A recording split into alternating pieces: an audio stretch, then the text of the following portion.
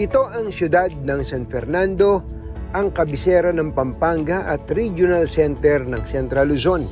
Tinuturing itong puso ng probinsya dahil mayaman sa kasaysayan, sa kultura at maging sa ekonomiya. Ang atraksyong ito ng San Fernando ang siya ring humikayat sa Mega World Corporation upang itayo dito ang kanilang unang township development sa Central Luzon, ang Capital Town. Ayon kay Eugene Lozano, Senior Vice President for Sales and Marketing ng Mega World sa Pampanga, taong 2016 nang simulan nilang planuhin ang naturang township development. Etong partnership namin simula 2016 na nagsimula. Although etong area na to, this was previously called Pasodeco. It's an old sugar mill. Ito yung unang-unang Filipino-owned azucarera sa buong Pilipinas. 1800s pa, century-old na to.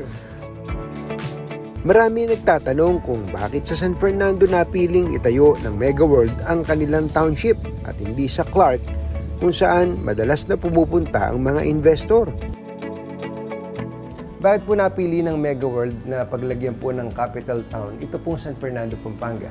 Our chairman, Dr. Andrew L. Tan, vision niya palagi to bring the progress and opportunities in strategic locations. Yes. Kasi right now, lahat nandun na sa Clark, all the developments, offices, hotels. So, ang vision niya palagi is ilalagay niya or ilalapit niya sa ibang lugar para mas reachable. So, napaka-strategic na itong San Fernando kasi binibigyan niya ng access yung mga taga Bulacan, Bataan, even yung mga towns na nandito papuntang Olongapo. We have Guagua, Bacolor, Santa Rita, Lubao. So instead of them pupunta ng Clark or Angeles, which is more than an hour away, nilapit niya yung trabaho, opportunity, yung ganitong klase ng lifestyle.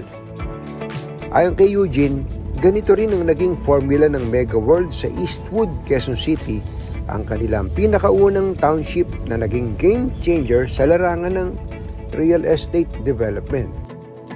Decades ago, ang boom ng mga business districts are Ortigas, BGC, and Makati. So, very similar to his vision here.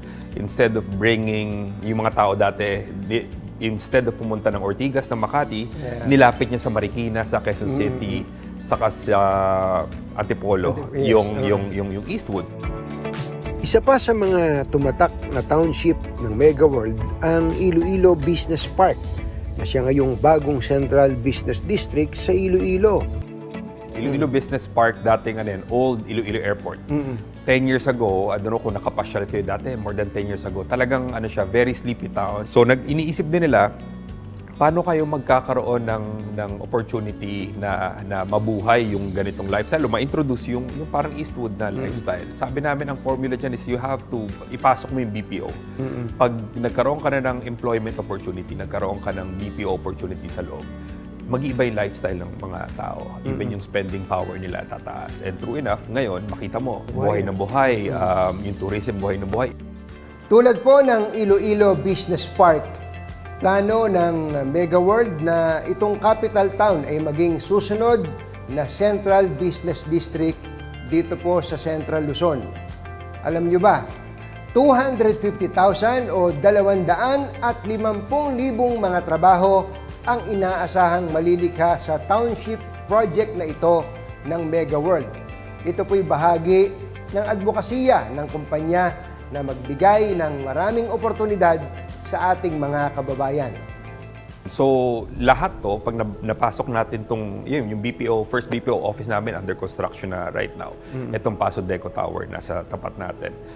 Ito na yung mag-i-start yung sinakasabi naming formula na pagka tinaas mo na yung antas ng spending power ng mga tao, nagbigay ka ng additional opportunity ng trabaho, then eventually mag-level up na lahat yung lifestyle. Ang dami namin nakukuhang interest, actually very big interest are coming from the BPO sector na maglagay ng headquarters dito sa Capital Town, Pampanga. Especially connected siya dun sa North Rail, meters away. Mga gaano kalayo yung ito? I think 500 to 700 ganun, meters. lapit. Pwede walking distance pa May sukat na 35.6 hectares. Matatagpuan sa Capital Town ang residential areas, mga opisina, sinihan, restaurant, malls, museums,